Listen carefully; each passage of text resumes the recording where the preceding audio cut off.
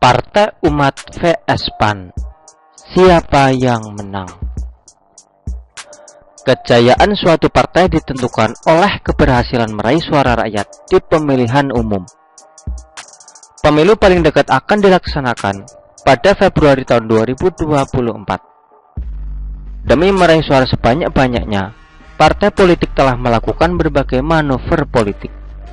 Partai politik berusaha memberikan citra positif kepada masyarakat, supaya publik tertarik dan simpati kepada partai politik tertentu.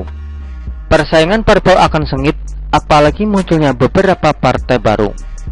Pemilu tahun 2024 akan dikuliti oleh 24 parpol, termasuk 6 partai politik lokal di Nangro Aceh Darussalam. Partai Umat merupakan partai baru dan terakhir yang dinyatakan lolos mengikuti pemilu nanti. Partai Umat bisa dianggap pecahan atau serpian dari PAN, karena partai ini didirikan oleh tokoh yang merupakan pendiri PAN, yakni Amin Rais. Tokoh reformasi tahun 1998 ini keluar dari PAN karena tidak sejalan lagi dengan Ketua Umum PAN, yakni Zulkifli Hasan. Lalu kira-kira Partai Umat melawan PAN, mana yang akan menang? Hadirnya partai politik baru secara tidak langsung akan meningkatkan persaingan politik dalam merebut nilai ambang batas parlemen. Tingkat kompetisi akan semakin sulit, terutama bagi partai politik baru. Partai Umat akan bertarung dengan PAN, memperebutkan suara masyarakat. Partai Umat punya kemiripan basis suara dengan PAN, yaitu sama-sama dari pemilih yang bergantung pada sosok Amin Rais. Masih ada anggapan bahwa di kalangan pemilih mereka melihat PAN itu ada karena faktor Amin Rais, meskipun ketua umumnya sekarang Zulkifli Hasan. Oleh karena itu, Partai Umat bisa mengguncang posisi PAN meski dari faktor ideologi kedua partai itu berbeda.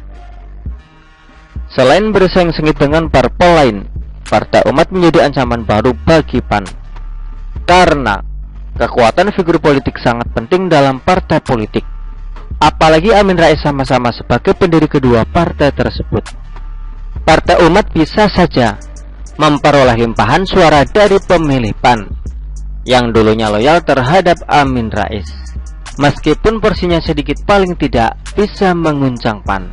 Partai Umat akan benar-benar mengancam PAN jika Amin Rais mampu melakukan tarikan politik kepada para loyalisnya yang kini masih berada di PAN menjelang tahun 2024. Loyalis Amin Rais mungkin masih bersarang di PAN karena alasan programatis dan karena posisi dan jabatan sebagai kepala daerah, anggota DPR, atau anggota DPRD tingkat 1 dan 2. Oleh karena itu, PAN harus waspada dan mampu menjaga soliditas kekuatannya agar tidak tergerus oleh mesin politik Partai Umat.